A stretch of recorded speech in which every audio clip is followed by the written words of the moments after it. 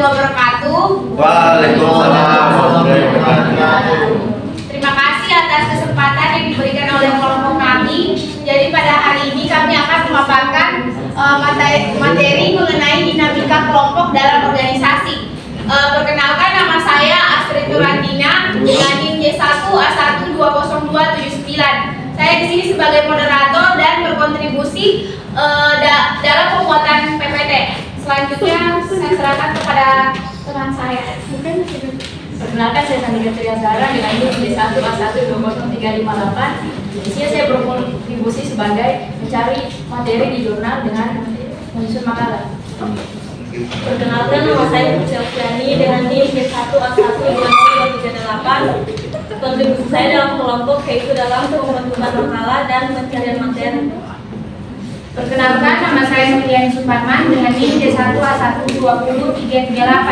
Kontribusi saya di sini mencari materi dan membuat kesimpulan.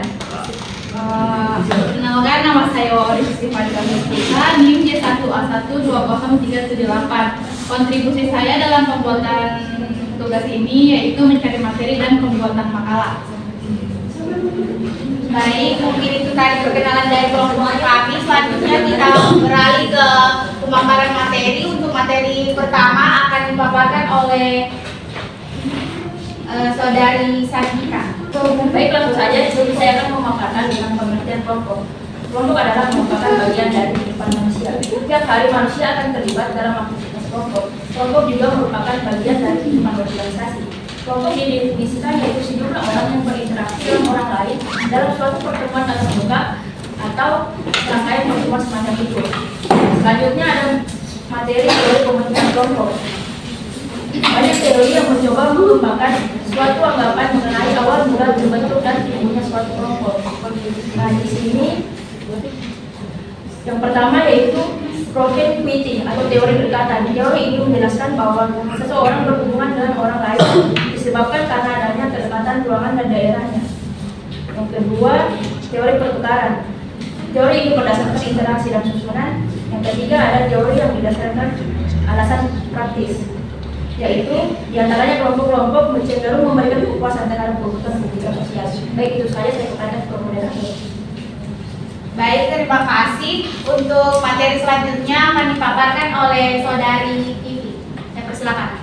Baik, materi selanjutnya pembentukan kelompok, di mana pembentukan kelompok bertujuan untuk menyelesaikan tugas-tugas kelompok atau individu dengan menggunakan metode diskusi ataupun kerjasama, sehingga di sini suatu kelompok memiliki tujuan yang sama dengan tujuan anggotanya. Adapun tahap terbentuknya kelompok, tahap pertama forming. Pada tahap ini kelompok baru saja terbentuk dan diberi tugas. Tahap kedua storming. Pada tahap ini kelompok sudah mulai mengembangkan ide-ide berhubungan dengan tugas yang mereka hadapi. Tahap ketiga norming. Pada tahap ini sudah terdapat kesepakatan antara anggota kelompok. Tahap keempat performing. Pada tahap ini kelompok dapat berfungsi dalam menyelesaikan pekerjaan atau tugas dengan lancar dan efektif. Tahap kelima adjuring. Tahap terakhir dalam pembentukan kelompok di mana proyek tugas atau pekerjaan berakhir dan kelompok membubarkan diri. Sekian dari saya kembalikan kepada moderator. Baik, terima kasih. Untuk materi selanjutnya akan dipaparkan oleh Saudari Nurdiani. Silakan. Baik, saya akan melanjutkan yaitu terbentuknya kelompok secara praktis. Terdiri dari tiga. Yang pertama itu motivasi, di mana di sini pembagian kekuatan yang berimbang akan memotivasi setiap anggota kelompok untuk berkompetisi secara sehat dalam mencapai tujuan kelompok. Yang kedua itu organisasi, dimaksud untuk mempermudah koordinasi sehingga penyelesaian masalah kelompok menjadi lebih efektif dan efisien. Yang ketiga itu tujuan, untuk menyelesaikan tugas-tugas kelompok individu dengan menggunakan metode diskusi maupun kerjasama, sehingga di sini suatu kelompok memiliki tujuan yang sama dengan tujuan anggotanya. Sekian dari saya kembalikan ke moderator. Baik, terima kasih. Untuk materi berikutnya akan dipaparkan oleh Saudari Farika. Baik, saya akan melanjutkan materi selanjutnya yaitu tentang konflik dalam kelompok. Yang pertama itu ada konflik interpersonal dan konflik individu-individu dan kelompok. Untuk konflik interpersonal adalah pertentangan antar seseorang dengan orang lain karena pertentangan kepentingan atau keinginan. Untuk konflik individu-individu dan kelompok yaitu adalah hal yang sering kali terjadi dalam hubungan dengan cara individu menghadapi tekanan-tekanan untuk mencapai konformitas dan ditekankan kepada mereka oleh kelompok kerja mereka sebagai. Selanjutnya ada konflik antar kelompok. Konflik antar kelompok terjadi ketika ada dan kepentingan sama atau berbeda dengan tujuan berbeda dari masing-masing. Baik, untuk selanjutnya akan dipaparkan oleh saya sendiri. Jadi materi yang akan saya paparkan yaitu mengenai konflik antar organisasi. Nah, konflik antar organisasi ini adalah suatu perbedaan pendapat antara suatu organisasi atau kelompok atau anggota kelompok dalam suatu organisasi. Nah, di mana di sini para anggota organisasi atau subunit yang berbeda pendapat berupaya untuk memenangkan kepentingan pribadinya daripada kepentingan lain-lainnya. Mungkin itu saja pemaparan materi dari saya. Selanjutnya kita beralih ke sesi diskusi. Buat teman-teman yang ingin bertanya, saya persilakan.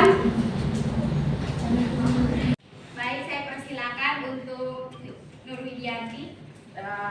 Tadi kan dijelaskan tentang teori pembentukan kelompok ada 3.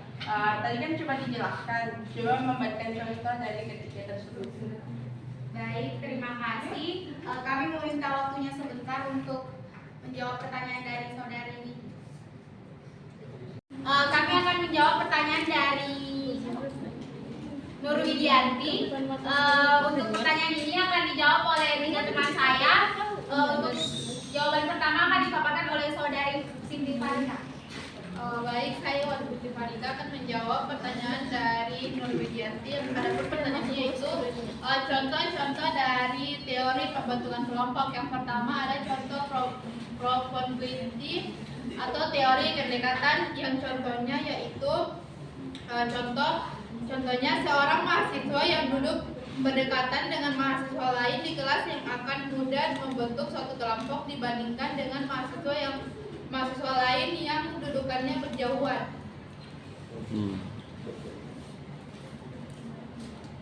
Selanjutnya teori pertukaran. Contohnya itu hubungan bisnis antara 2 orang atau lebih. Misalnya si A dan si B adalah teman yang pekerjaannya di bidang yang sama, yaitu wirausahawan. Si A adalah pengusaha clothing atau pakaian, sedangkan si B adalah pengusaha kain. Selanjutnya teori alasan praktis. Contohnya yaitu kebutuhan-kebutuhan fisik seperti udara, air, makanan, pakaian. Yang kedua, kebutuhan rasa aman. Kebutuhan ini seperti menyayangi atau disayangi. Yang selanjutnya, kebutuhan terhadap penghargaan dari diri sendiri dan orang lain. Mungkin itu saja jawaban dari kelompok kami. Saya kembalikan ke penanya. Oke, baik. Jawaban saya sudah terima. Terima kasih. Baik, terima kasih. Untuk selanjutnya kita beralih ke mengenai argumen sebelumnya dari dosen pengampu sebelumnya. Langsung saja untuk saya sendiri, yaitu saya berargumen tentang konsep puskesmas. Puskesmas adalah suatu unit pelaksanaan fungsional yang berfungsi sebagai pusat pelayanan tingkat pertama. Di sini terdapat ruang lingkup puskesmas terdiri dari 4, yaitu yang pertama yaitu kuratif atau pengobatan, yang kedua preventif atau upaya pencegahan, yang ketiga promotif peningkatan kesehatan, dan yang keempat rehabilitatif atau pemulihan kesehatan. Mungkin selanjutnya saya serahkan ke teman saya. Baik, langsung saja. Saya pahami dari materi sebelumnya, yaitu terdapat 4 kepuasan pasien terhadap mutu pelayanan kesehatan.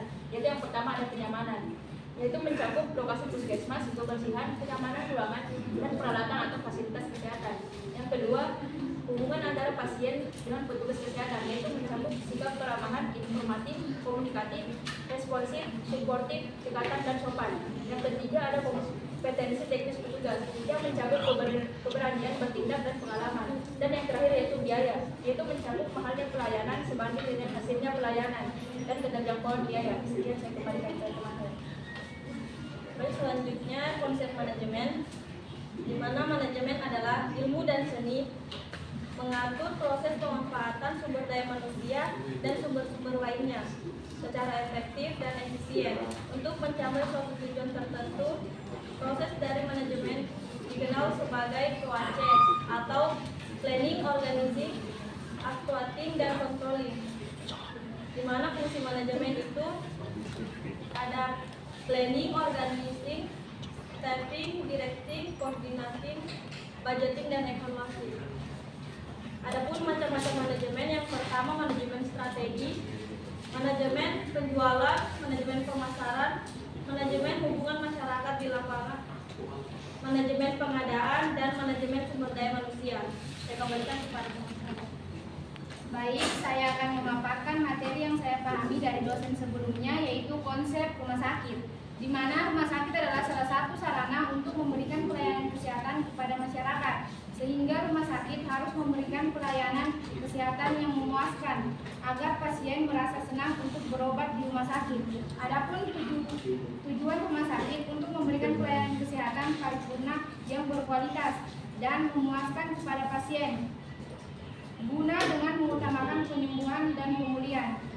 Sekian dari saya kembalikan ke teman-teman. Baik, seperti apa yang dijelaskan dari teman-teman saya sebelumnya, yaitu konsep untuk pelayanan kesehatan, konsep puskesmas, konsep manajemen, dan konsep rumah sakit. Selanjutnya saya Warsiti Farika Puspita akan menjelaskan materi yang dari dosen sebelumnya tentang konsep kepemimpinan, yang dimana kepemimpinan itu tentang bagaimana mempengaruhi orang lain, bawahan, atau pengikut agar mau mencapai tujuan yang diinginkan sang pemimpin. Yang dimana kepemimpinan juga itu adalah seorang yang menjadi pemimpin merupakan mereka yang mempunyai kualitas dengan sifat sebagai seorang pemimpin. Sekian dari saya kembalikan ke moderator. Baik, itulah tadi pemaparan materi dari kelompok kami. Akhir kata, terima kasih atas perhatiannya teman-teman. Saya tutup dengan ucapan wabillahi taufiq wal hidayah. Wassalamualaikum warahmatullahi wabarakatuh. Waalaikumsalam warahmatullahi wabarakatuh.